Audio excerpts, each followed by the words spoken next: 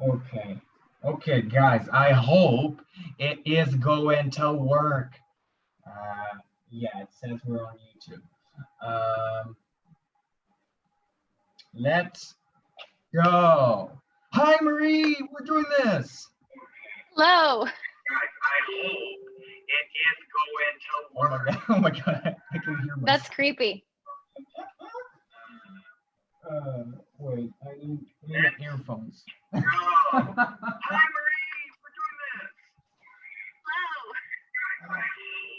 It is going to work. Oh my god! That's creepy. Wow, I can even hear you saying that's creepy.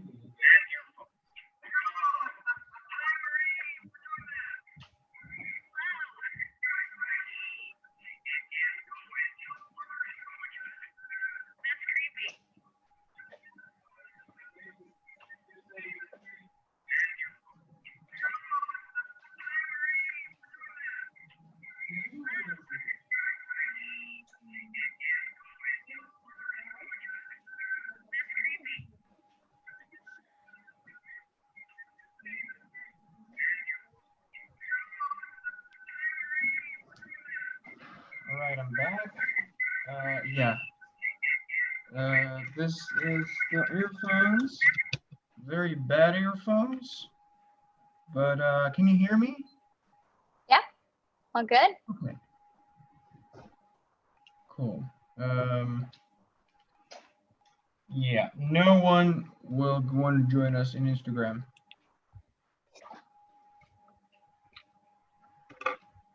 I can still hear myself. Why is that happening? I can't hear yourself besides yourself.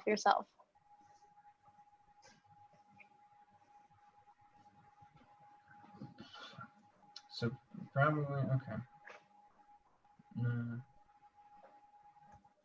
is that happening, June? I can't hear yourself besides yourself. No, I can't hear it. 1, 2, 3. Is it good? Is it working? It's working. I think there's just a 20-second lag, so we're gonna hear 1, 2, 3 in 20 seconds.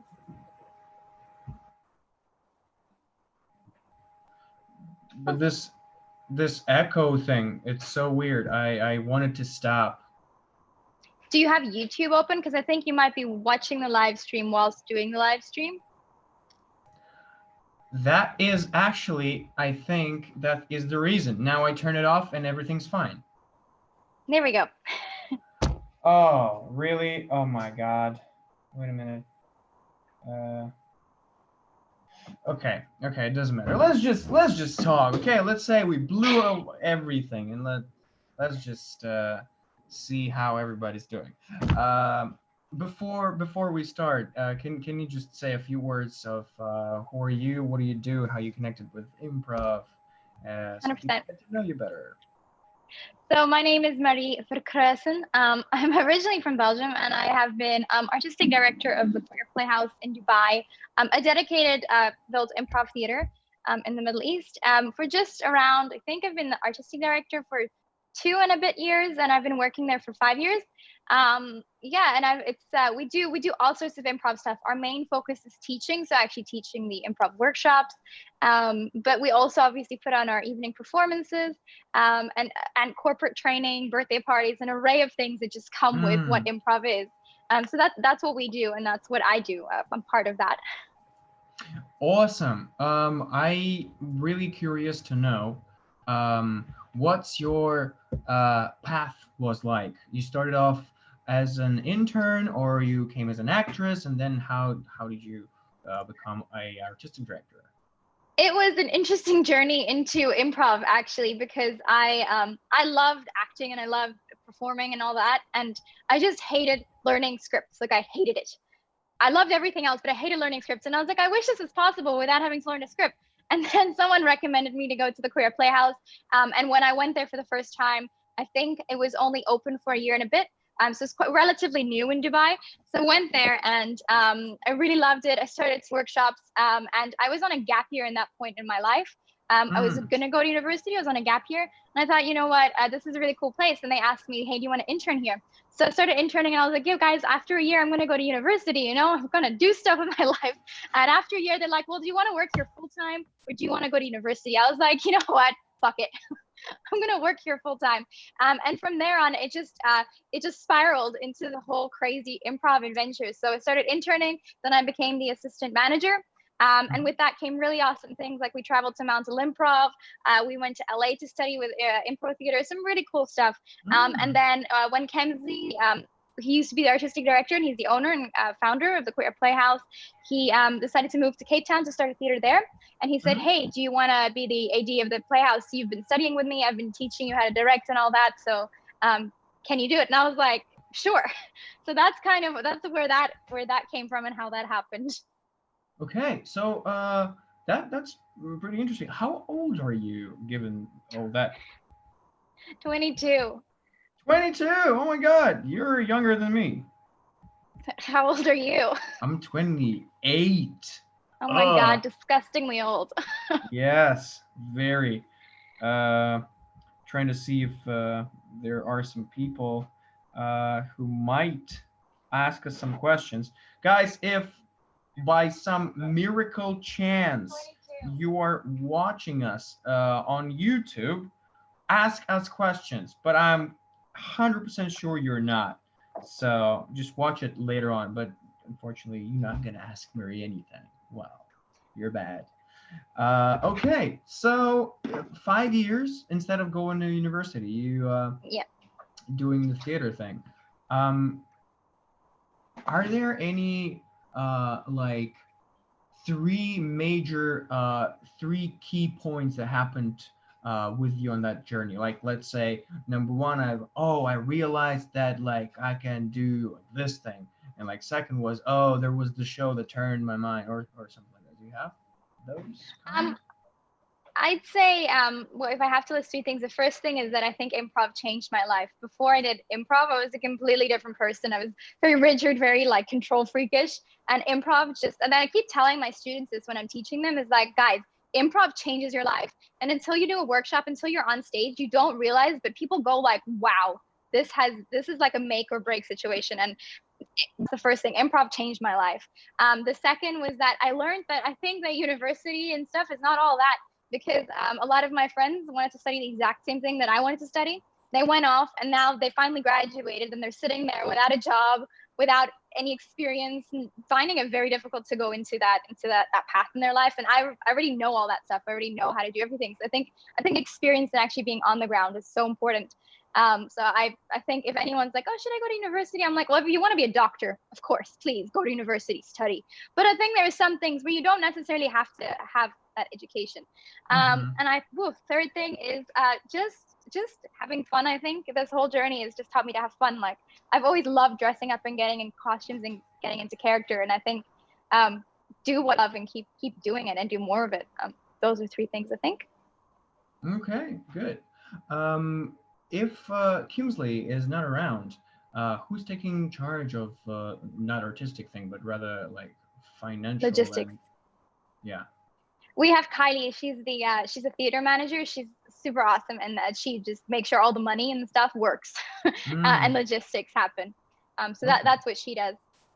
And how do you guys were you able to move on to new sort of platforms online with the like I know probably painfully, but how's that happening? Are you doing well? Or are you doing semi well? We took our time to go online with a lot of things like workshops and stuff, because we also wanted to think it through rather than just jumping into it. We wanted to actually have a product that has quality rather than just jump the gun and then deliver something that's shit. So we took our time. We managed to translate a lot of our workshops to the online platform. Some of them are pre-recorded, really high res, and some of them are Zoom sessions. A lot of our kids workshops, we find that the kids stuff, because parents are looking to keep their kids entertained whilst they're quarantined, we find that those tend to work. They tend to work quite well. There's an okay demand for it. And we've also moved some of our evening programs online, like Maestro we do online every other Wednesday. We're also streaming some performances that we had when we had our improv festival in 2017. We're doing those on YouTube. So we're getting, it's what everything we're trying to do is an attempt to obviously have some income during this really horrible time, but also to keep improv alive, and have that Mm-hmm. presence still there. Because my biggest fear is that when everything goes back to normal, or whatever this new thing of normal is, that people are Mm-hmm. going to have forgotten all the fun and the great stuff. So it's just, and also lose all that, the skill sets they've learned, like the students, keep them in practice, keep them, make them watch good stuff, so that they can just keep going with that. But overall, it is really difficult because I think a lot of people think, oh, they're doing online courses now, they must be fine. We used to have 500 students in-house. We used to have 500 students per term, which is really great. And we're down to having 70 students now. So it's, I mean, obviously it's a big financial hit for a lot of companies, but I mean, Yeah. it's difficult to translate it to online because I'm sure you know more than anyone else. Improv is such an in-person thing. And like, I think the workshops actually work pretty well online. I'm going to be honest. I think that it's decent. I think it's fun if you're stuck at home. It is a good way to connect with people. But Yeah. shows is so hard to translate to the online platform, and to like not feel awkward. Yeah, I think I haven't passed this transition yet because first of course like the first stage is like no, it's not gonna work, guys. Come on, online, Yeah. never. I am not doing this. And then after a month, you're like, well, maybe I was too kind of like straight with that, and I should give that a second thought. But yeah, now as I'm doing a lot of workshops, I can see it's working and it's fine. But the transition with the show hasn't happened yet, so I don't know what I want to do. Do I want to do this kind of master thing? I watched master that you did, and it was fun. Yet, as you said, it kind of like this weird stuff is still there. So it's either I'm Yeah. gonna accept it and try it, or like I'll still wait. Um, I want to ask you about the focus on kids that I was into that conversation back when we saw each other at the conference. Yeah. But now as we have a chance to talk more a little bit about it, I remember you were doing a whole bunch of workshops for kids for schools Yeah. like so for a long time, right? um, how is it how is it different to build a program for kids and for teenagers and for adults? That's my first question. And after you started to build those things, when was the first show that you were able to showcase it and say, hey, these are kids and they're improvising? Huh? Have you ever thought that this is possible? I think with one of our biggest programs, like you said, is our kids stuff. So we do birthday parties, we do kids performances, we do kids classes, we do lots of kids classes. And I think the thing with improv is that we don't do improv for kids that are under 9. We do drama classes for them. It's just very difficult to translate the improv concepts to those age groups, and also it's just the exercises don't really apply to them. It's already quite difficult to do it for the 9 to 11 year olds. Mainly because of their attention span. Yeah, That age bracket specifically, like for an adult class, like you're asking me the difference. For an adult class, I would plan like 4 exercises, and adults want to know like what's the origin of the exercise, what did Keith say about it. They want to know that, they want to know everything. Whereas, so you have 2 hours and you have 4 exercises. Whereas with kids, you have 2 hours and you need to do about 20 exercises to that's keep true. their attention span there, because they don't care what the Yeah, exercise is. They don't yeah. care what Keith said. They just want to have fun. So I think the difference is that you need to, an instructor and as an artistic director, you need to just be prepared to just go with the flow when you're teaching kids, and just be like, this exercise, I plan to spend a lesson on it, and these kids are not enjoying it. I'm going to throw that out the window. Let's try 800 more exercises. But the great thing about kids and teens is that they teach you so much more than you teach them sometimes.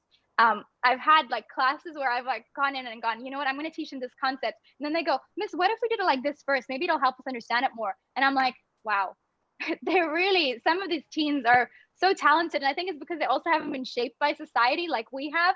Because that's why it's also so much more difficult to teach improv to adults, I find, because kids are still, they're loose, they're ready to accept something. Their minds are like a sponge still. So I think some of our greatest improvisers have come from our kids and teens program. We have this young kid called Ethan. I think he's 15 now. Tiny little guy. He's fantastic at improv. James, I think you must have met him at the festival. I Curly think guy? yes. Well, blonde curly hair. Yes. He was 12, no, 11 when he joined us. He's 17 now. But he is just fantastic, just amazing improvisation skills, like mind blowing. And Yeah. I think it's because they started so young, and I'm jealous. I wish I started younger as well. Yeah, yeah, totally. I really want to work on this program that would be so engaging that people would be able to stay. Like they come from the age of 11th and then up to 17, they can practice and be that amazing. Because if I knew that improv existed when I was like 11, I'd be totally, rocking right now. Not saying that I am not. Uh, but yeah, obviously there are some benefits. Okay, and how about the shows? The showcases. Okay, so the kids they just do scripted theater, uh, or just Yeah. like the open class. Um, Yeah. Well, for the kids, we have the drama classes, and then we also have two shows for kids, but they're audience members, but they're also involved in it. So we do What Comes Next, one of Keith's concepts. We do it as a show for kids, specifically 4 to 8 year olds, and we improvisers come on stage as silly actors that come out and ask the kids what comes first in the story, and we do whatever they say. So if they say you pee in a plant pot, we do it. If they say you fly to the moon, we say, awesome, can you come on stage and help us build a moon with these cardboard boxes? So we get them really actively involved from 4 to 8. So they're still taking the drama classes, but they can come to our shows where we get them actively involved. They jump up on stage and their imagination is just like, where for the 9 to 11 year olds, they can obviously come watch, but they can also, we at the end of their course, they do their little showcase. And for us, the main focus of our showcases, for especially with the kids and the teens and the adults, is not to put on this whole jazz hands, wow, ta-da, look at what we can do. It's just about explaining to the audience, hey, listen, we've been practicing some improv. These are some exercises that they really enjoyed. So they might not do the world's best showcase that blows everyone's mind, but they're having fun. Their parents can see that they're having fun, and they learn something. So that's what we don't put too much emphasis on the showcases in okay. that sense. We just want them to have fun. How you do not turn the involvement of kids into a mess and keeping it as a show?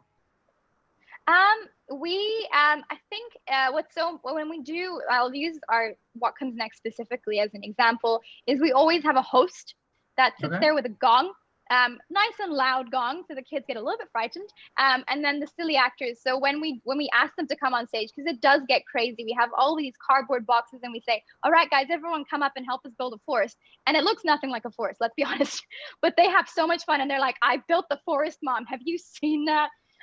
So when they're done building their forest, we do a countdown. We go 10, 9, 8, 7, 6, and then we hit the gong and they go back to their seats. So there is a level of control, but also I think at the end of Mm, the day, it is also just letting go and accepting that it's going to be crazy. It's organized chaos, and it's always going to be chaos in a fun way. So just accepting that if a kid doesn't listen to you saying what comes next and just shouts out an idea in the middle, accept it. Just do it. Because I mean, at the end of the day, if you have 75 kids in an audience, it's going to be really hard to control all of them. yeah. Can I ask about the details? If what comes next, do we understand it in a mutual way? It's when an improviser asks the audience, "What comes next?" and they say, "Okay, you're doing now a yoga class, and Yeah. you do the yoga class." But that's like from the perspective that I see it, it's almost like every other 30 seconds you got to ask another question. We do it around, yeah. It's when you do it in class, you do it about every 30 seconds. When we do it in the showcase format for the kids, we do it about every 2 to 3 minutes. Ah. We do try to remember to come back to it though, and it's funny because kids are extremely clever. In the beginning, there might be a princess in the story, and you as an improviser might have completely forgot about it. And by the end of it, there will be little girls in the audience going, "The princess comes back. The princess comes back. You forgot about the princess." So you're like, "Sorry, I forgot to reincorporate." Yeah, so we try to stop every 2 minutes because I think what keeps those 4 to 8 year olds involved is the fact engaged is the fact that they're involved in it. And once you stop asking them what comes next, they go, oh, I want to be part of this. So I think Yeah. that's keeps them engaged. Yeah, either this or the tons of actions that is going to happen on stage with like Yeah, flying fire and all that they stuff. love physical stuff. Yeah, yeah. Yeah. All right. Interesting. Okay. You do not connect those showcases, I mean for kids, with some like classical um, stuff like uh, tons of authors that probably can refer to that. We've done some book inspired ones. So we've done Roald Dahl. What did we call it? Oh God, it's been too long. We called it improvised. No, oh my gosh, I forgot the name. We take Fairy Roald Dahl's tales, structure. something?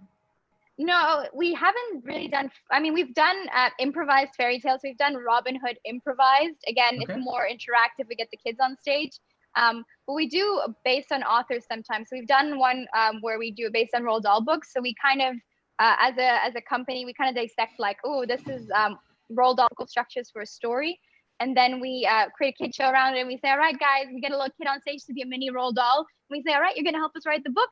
We start off with a hero. What kind of hero are they? So that's one that we've done based more on literature. We've also done a Julia Donaldson inspired one because she's a big author with kids.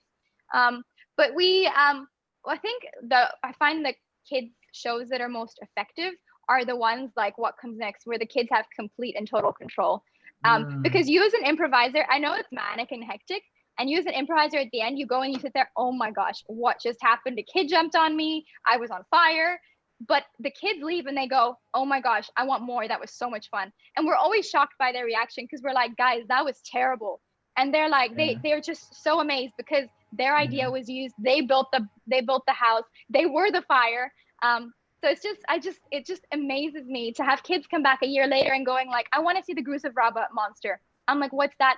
And they were like, a year ago I watched a show here and I gave you the suggestion to have a monster and I called it this name. I remember. And I'm like, wow. Like just things like that really stick with you and you go, cool, we are doing something all right here. Yeah, totally. I would love to see that show myself, actually. I really wanted to. Okay.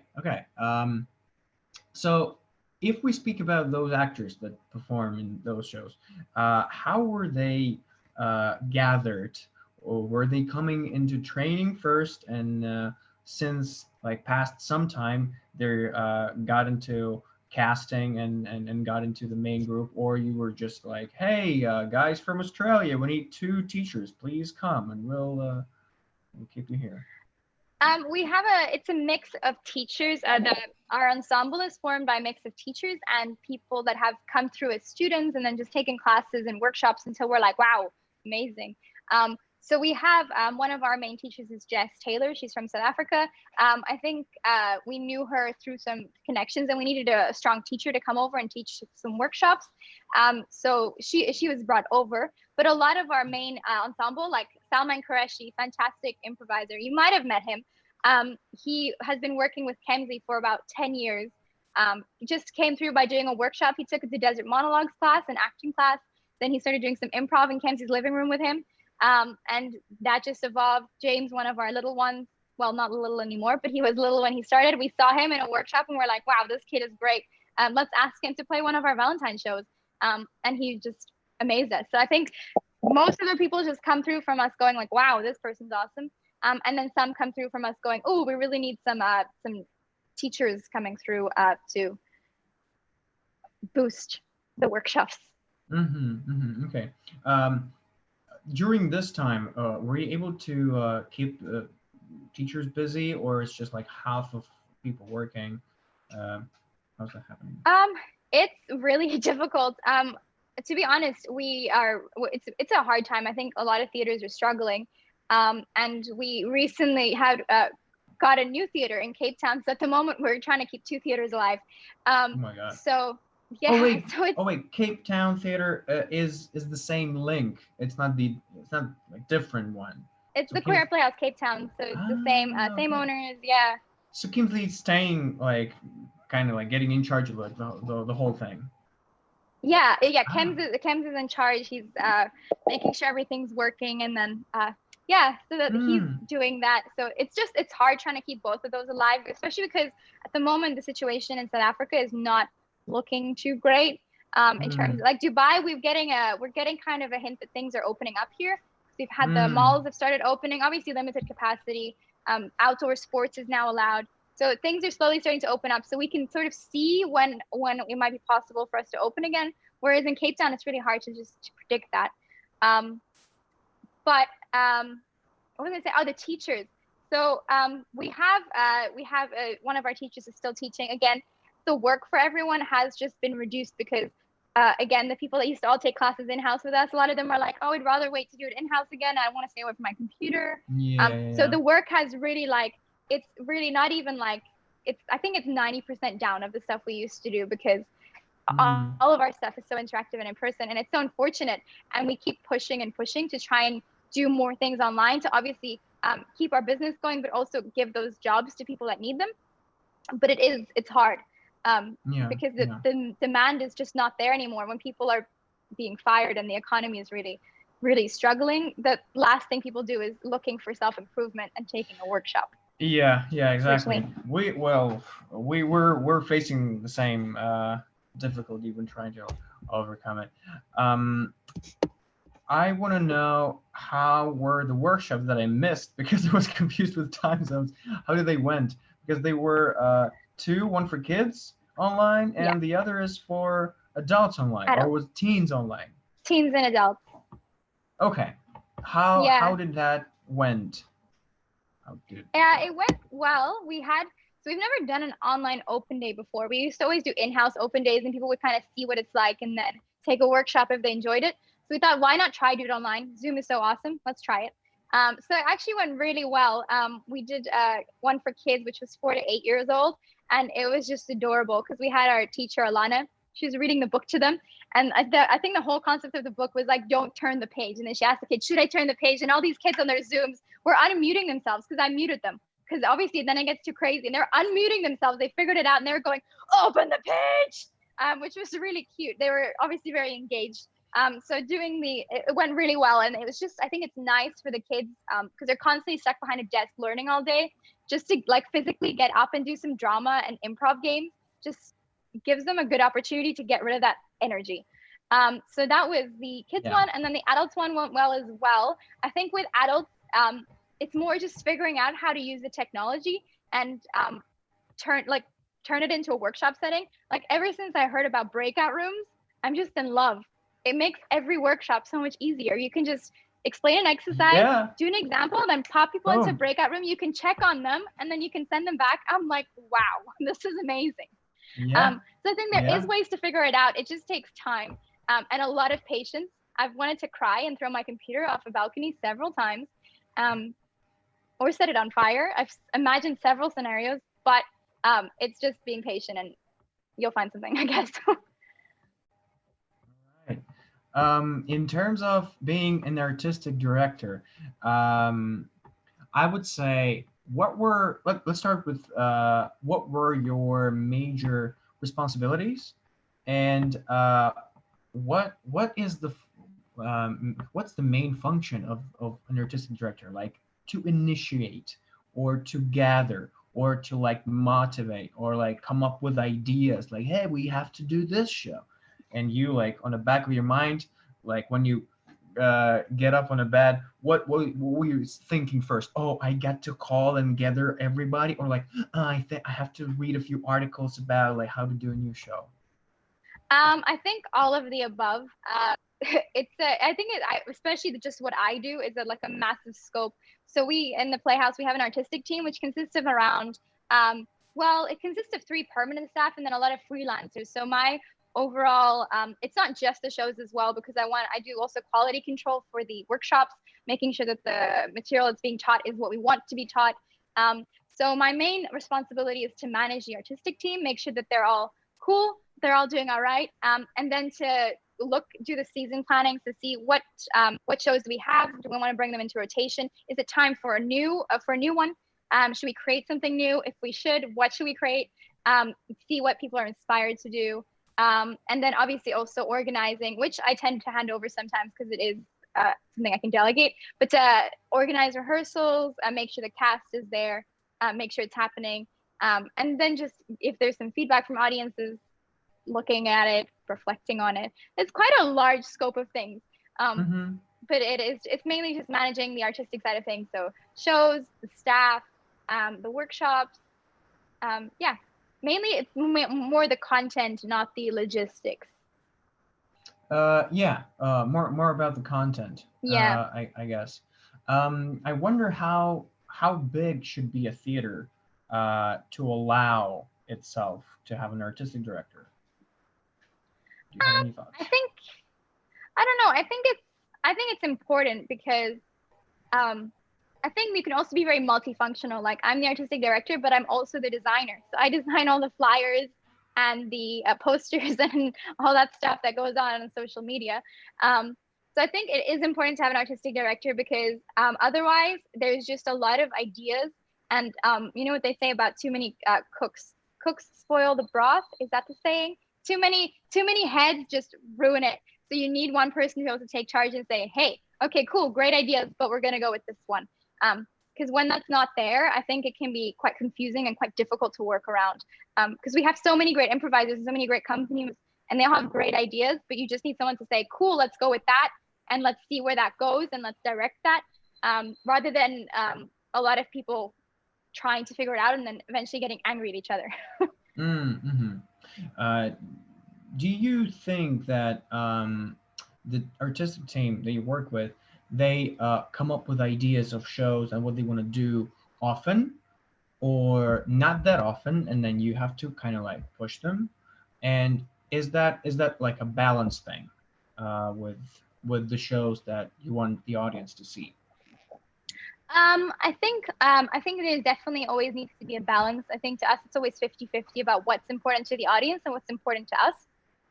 In terms of when we come up with ideas, I'm going to be 100% honest. When we're obviously not in quarantine and lockdown, we are so busy. Like a normal day would be do a show, teach a class, teach another class, sit down for 2 seconds to check your email, go back into a class. It's quite hectic. So in terms of coming up with ideas, unless we actually have a moment to sit down and go, ooh, I really want to do this, there's not really much time. So it is a lot of just sitting down and like when I'm planning this season schedule going, oh, you know, we really need to do something new. And then going to people and saying, hey, what would you be interested in doing? What would inspire you? And then it kind of just sparking something because a lot of the time we are hectically busy. So we really don't have time to, it doesn't come naturally because of how much stuff is going on. Okay. If we talk a little bit about your education system, how do you think? Well, not how do you think, but rather I would want to ask, what do you see? How many levels do you have, and why particularly that? Is the order like short form and then long form, or it's like different classes? I have I'm not sure I have it with me. No, I don't. But I have this book of yours with like descriptions and stuff. I love it. Great. Is that you designed it or not? Yeah. Maybe. I don't know what book you're talking about. Okay. All right. We don't really work with a level system. We sort of have a wheel of improvisation, and we start off with our main workshop called Don't Panic, which is just the introduction to improv, and we recommend everyone to take it, even if people have done improv before, because at the Playhouse we believe in a very specific type of improvisation, which is Keith Johnson based. We're a massive fan of Keith Johnson. Tiff, the co-owner, even made a bust of him, like a sculpture. Yeah. Lovely. Keith found it very creepy when we told him about it. But that's the one course we say everyone sort of has to take when they come in, just to familiarize themselves with our style of improvisation. And then from there on, they can kind of just take what they want based on their teacher's recommendation, because we always finish our courses with a feedback session. So their teacher might say, you know what, fantastic, you're doing great, you should go straight to storytelling. Or you know what? I Mm, think you should work on spirit, because each in our little wheel we have lots of different workshops, and each of them just focus on a different element. So when it's mhm, storytelling, you focus on telling stories, obviously.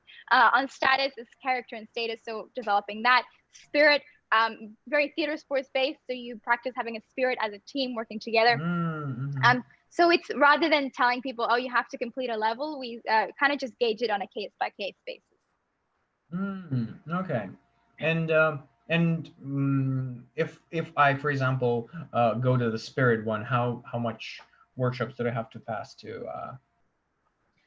Each class consists of 6 classes. And also because each time we have a class, a different teacher teaches it. So you can Oh. never, just because you've done Spirit once, doesn't mean you can't take it again. Because if you take it again, you could have a completely different teacher, focusing on different exercises. Mm-hmm. That's why it's a circle rather than like a pyramid or a level thing, because you Mm. kind of just take when you need take it. So I have a lot of people that come up to me and go, oh, but I've already done storytelling. I don't want to do it again. And it's like, well, you're probably going to be focusing on something else because it's a different teacher, and your teacher has told you to do storytelling again. So there must be a reason for that. Yeah. So that's sort of how that circle wheel of doom works. Okay, so you basically uh, is taught nonstop depending on your needs. Yeah, well, it again, a lot of people actually come to the Playhouse and they just want to. No one really is an aspiring improviser. They all just come as people. A lot of business professionals wanting to work on confidence, wanting to work on self improvement, whatever it is. So a lot of people just take Don't Panic and they go, "Cool, that was fun. I really enjoyed it. Peace out." Or they fall in love with improvisation and they're like, "I want to be like that guy on stage. What do I take next?" So you just keep working it, keep taking the workshop that your teacher recommends, um, and practice. That's the most important thing. So all of the people that take our workshops, we recommend that they join our company, because in our company, everyone can put down their name. They say, oh, I'm down to join for Maestro tonight. I'm down to join for this tonight, and they're considered for casting. So some people might be helping on tech, some people might be helping on food and bev, some people might be playing. So there's opportunities, so many opportunities for people to practice, because I definitely think Cool. improv without the practice is so difficult. Yeah, and let's talk about this a little bit. So you encourage people to join your team, right?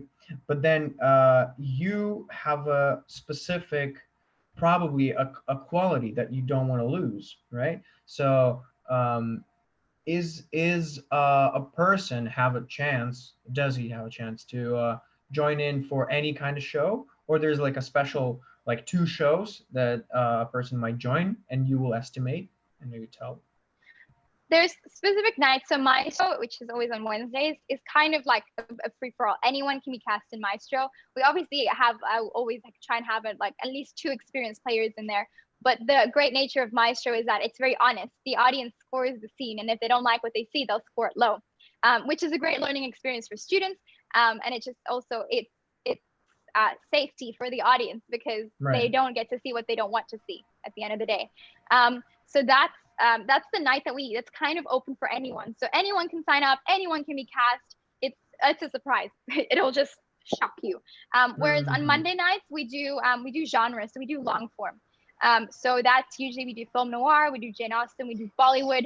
And in the beginning of that Monday night, we usually have like an opening act, like a 15-minute slot.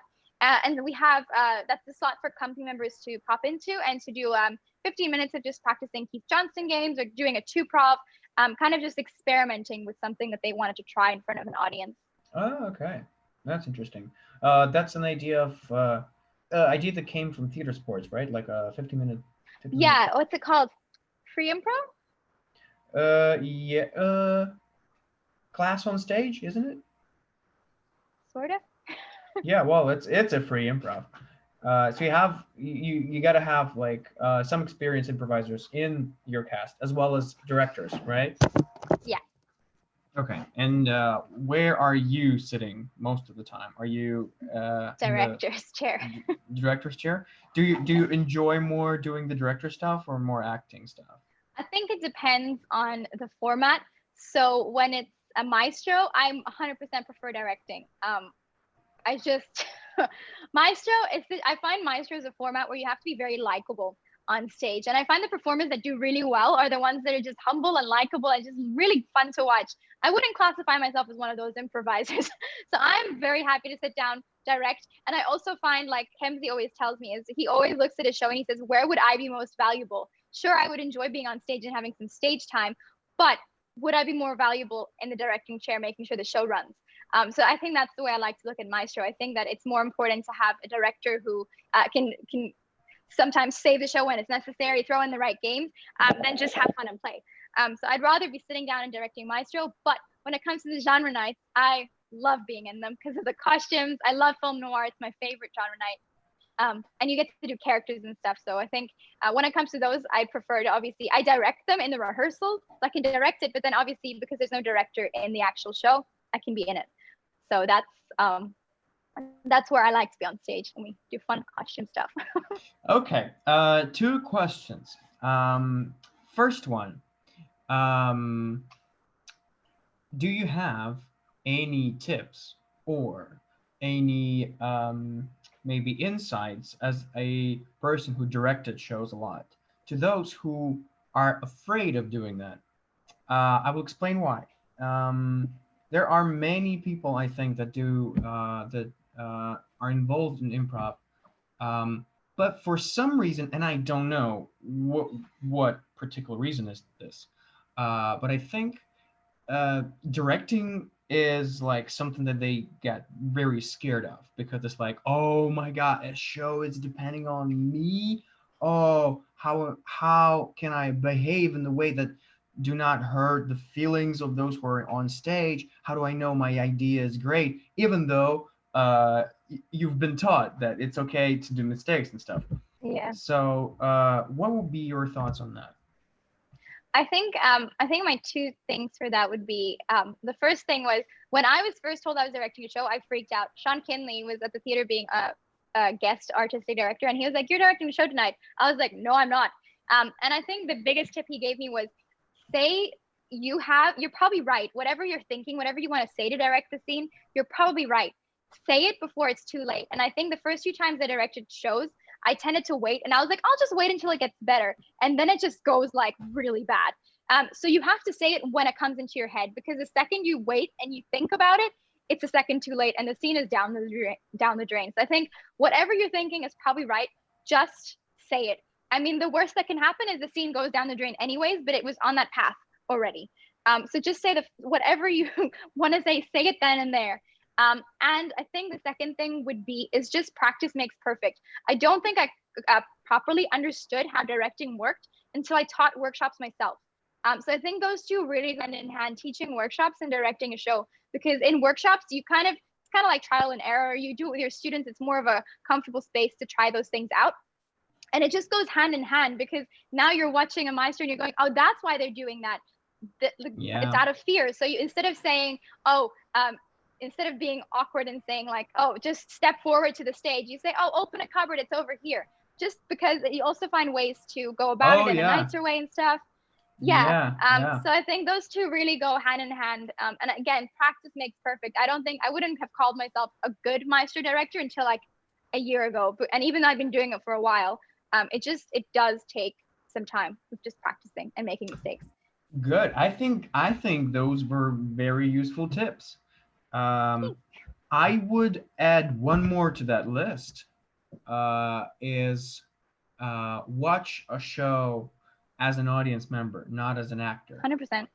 Yeah. Because I noticed people who are acting and used to like understand what an actor is feeling. They're like, oh, I'm gonna sit down and freak out with him, and that's the trap. So don't do that. Yeah. I think one thing when we do maestros is we always make sure that we direct with two people most of the time, unless I'm being naughty and I want to direct by myself. But usually we direct with two people. So if you're having an off night as a director, or you wanted to train someone new, there's never a pressure on one person. So you can always, like, if you don't know what to say, you want to set up a scene, you just turn to the person next to you and you go, hey, help.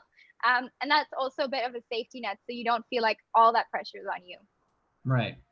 And another question I had, I should have gone with two.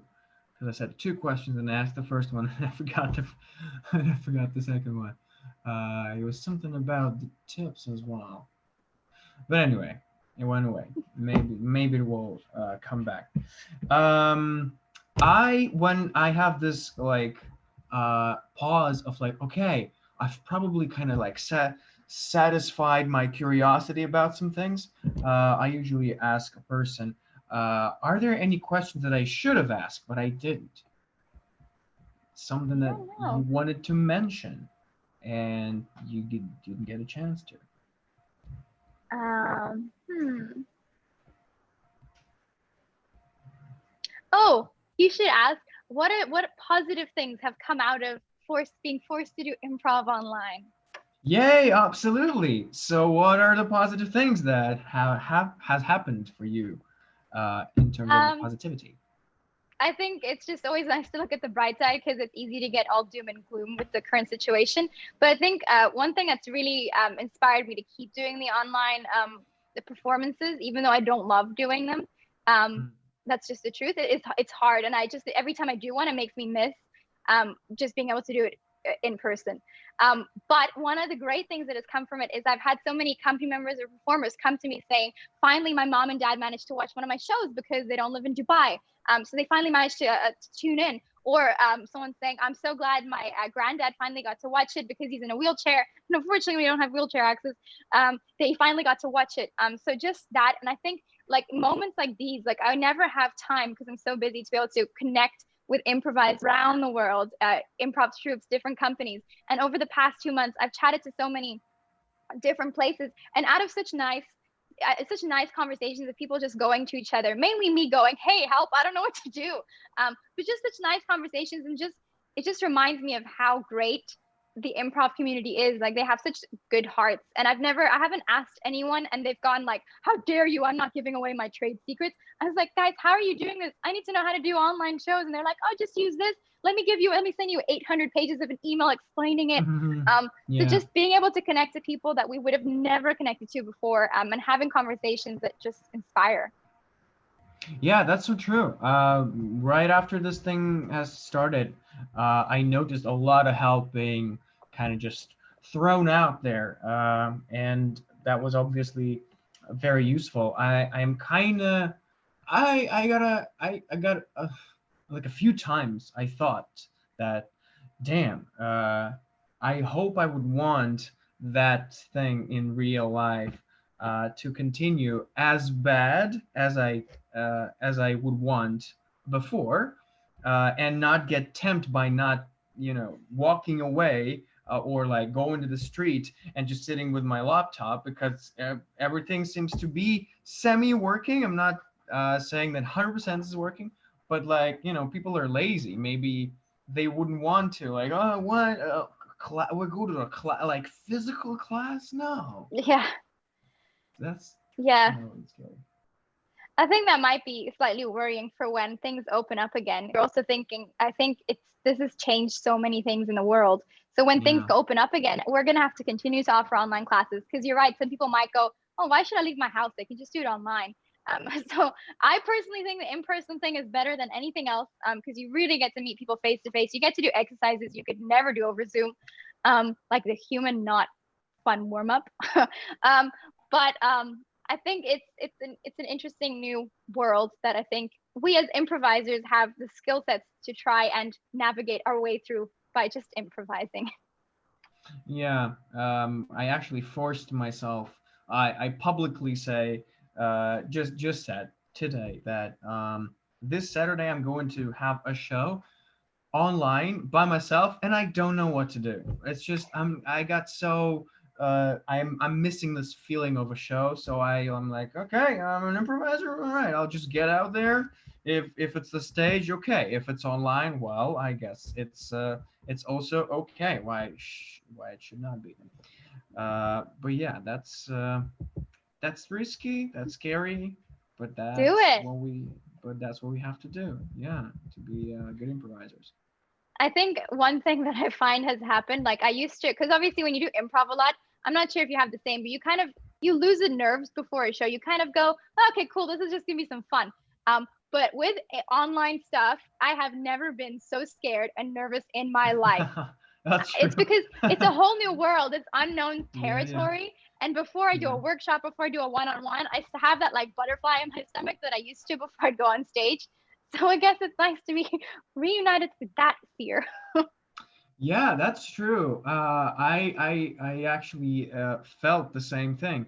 Um, and since workshop online is well, it's the maximum of 2 hours to my experience. Yeah. So even if it's less time, I'm still thinking like, okay, how do I stay connected with like all the people, and like when the person goes like this, what happened? Yeah. Is that the atmosphere, Avoidance. or is that just like a cat? So there's a lot of things that kind of like interfere with your willing to be sort of like a, how you call it, like a dad or a improv dad. Yeah, make sure that everything's functioning okay. Yeah, Yeah, yeah. I think for sure. There's only so many things you can control. Like with the when we tried our Insta live, like why does technology just f you over like that? I don't know, but we gotta improvise. Were you able to find, all this tech stuff usable in a way that, I'm not talking about the Zoom, I'm talking about different people having different speed, or like some, like what we did with the MacBooks, they sometimes don't get your this background off, Yeah, and like you just go with that background. you are the uh, background. yeah, yeah, yeah. You become the background. Someone doesn't have a laptop, so it's the phone. So you have to like Yeah. look for people who you're playing with. Were those things interfering with your experience so far? Well, what I made sure to do before every time we do a maestro is we do a tech run the night before to sort out those problems because we put the numbers in the background. And trust me, the first hour of the tech run is your number's the wrong way around. Your number's the wrong way around. Your number's still the wrong way around because of the mirroring thing. So it might look like a one to you, but everyone watching the Zoom, it looks like an opposite one. Yeah, And then also just sorting, we figured out the problem with the background is when there's not enough light coming towards you from your face, right. that the background. So we figured it out. So it's sometimes there is still those things that people just are one with the background.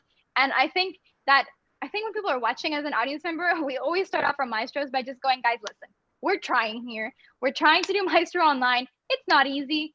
Bear with us because I think at the end of the day, all you can do is try. And also we're trying to do this like we have a techie so he can sound share what he's playing on his PC. So we tried and we do it all in the tech run. But it is just figuring it out and just finding out what goes wrong, and then the next day going, oh, this could be something we can work on. So it's just all the learning process. I'm very happy that you have this tech guy, because I don't, and I'm like, and I can't, and I even imagining myself directing a maestro. I have a cast, but, and actually, you know what?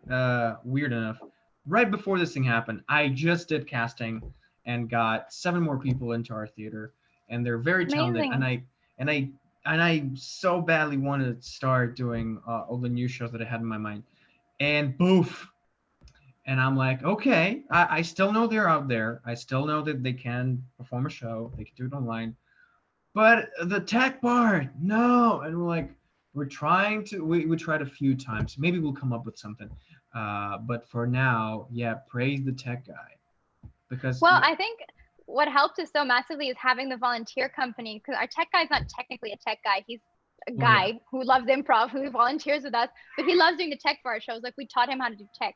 So I think if you find someone who loves what you guys do, just be like, hey, can you try press some buttons? At the end of the day, we're all learning. Like he made mistakes, we make mistakes. But I think it's just nice to have him there going, it's okay, Marie, I've got this. He's very Arabic. I love it. Oh yeah, cool. Awesome, awesome. It was lovely to talk to you. I think we still have like kind of like 10 minutes, but it seems like the uh the atmosphere The was like, flow. yeah, the flow was just right to finish it on a high note. So yeah, great. Thanks for all the advices you gave about the directing, telling us your story. I hope it's going to be helpful. Um, And yeah, sorry that we couldn't do the No, it's question okay. part. I've just checked. Two people have watched us on YouTube. Yeah. So Score. one was me, I think, from my iPad. So Um, well, but but it's I still tell you, the second person was not me. So that means one person out there was watching. yeah, great. So just in case, this link would be in our YouTube channel. Cool. If anyone who speaks English and would want to support us, they have this donation button. I think they can go through Instagram only. And guys, check out Playhouse Courtyard Playhouse Theater, because I know you guys also do a lot of interesting things. And yeah, that was Marie. Thank you very much. Thanks, people. Yay! Goodbye, goodbye. Bye.